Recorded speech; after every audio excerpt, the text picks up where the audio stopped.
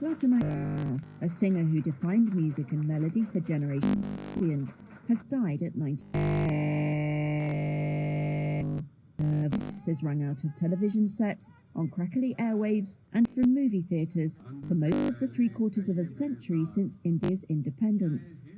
Mangeshkar died on Sunday morning of multi-organ failure. She'd been in hospital with COVID-19 for nearly a month. "I am anguished," Prime Minister Narendra Modi wrote on Twitter.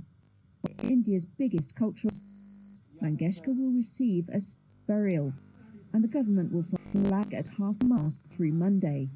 Born in 1929 in pre-independence India, Mangeshkar began singing in her teens, and in a career spanning 73 years, sang at least 15,000 songs in 36 languages. She enthralled music-mad Indians with her lilting voice and sheer range. Mangeshkar cut her teeth in Bollywood and dominated the industry for nearly 5 decades. Her influence was such that Mumbai authorities in 2006 scrapped a planned highway flyover after she objected that it would disturb her privacy.